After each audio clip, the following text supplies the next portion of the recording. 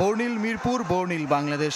বঙ্গবন্ধু কাবাডির চতুর্থ আসরের উদ্বোধনী ম্যাচে শক্তিশালী দক্ষিণ কোরিয়াকে হারিয়ে শুভ সূচনা বাংলাদেশের। 12 দলের মধ্যে কোরিয়া আর বাংলাদেশই র্যাঙ্কিংয়ে সবার চেয়ে এগিয়ে। দুদলই এক গ্রুপে, তাদের ম্যাচ দিয়ে শুরু আসর। মিজানুর, আরদুজ্জামানরা বুঝতেই দেননি শেষ দুই বিশ্বকাপের সেমিফাইনালিস্টের বিপক্ষে খেলেছেন তারা। 5 লোনাসহ ম্যাচ জিতেছে স্বাগতিকরা। ডিফেন্ডিং চ্যাম্পিয়ন বাংলাদেশ প্রথমার্ধে এগিয়ে ছিল 24-11 পয়েন্টে, শেষ পর্যন্ত 67-22।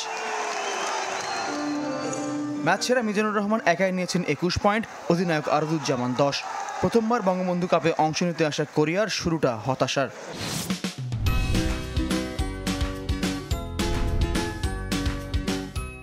কোরিয়াকে আমরা শক্ত প্রতিপক্ষ মনে করেছিলাম, তো আমাদের টিম কমিউনিকেশন অনেক ভালো ছিল। শুরু থেকে আমরা লিডে ছিলাম, আমাদের প্রত্যেকটা প্লেয়ার অনেক উজ্জীবিত ছিল, যার কারণে এত সহজ জয় আমাদের পক্ষে সম্ভব হয়েছে। পরের ম্যাচগুলো আমরা জয়ের ধারা অব্যাহত রেখে চতুর্থবারের মতো চ্যাম্পিয়ন ধরে রাখবো ইনশাল্লাহ।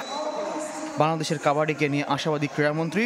বর্ণিল উদ্বোধনী অনুষ্ঠান শেষে বিশ্বমঞ্চে লাল সবুজকে নিয়ে ভাবনা তার। আমরা যে শর্ট লিস্টটা করেছি, যে শর্ট লিস্টের ভিত্তিতে আমরা প্রায়োরিটি দিব কতগুলো খেলাকে, এটার মধ্যে ওনারা আছেন ফেডারেশনের দিক দিয়ে।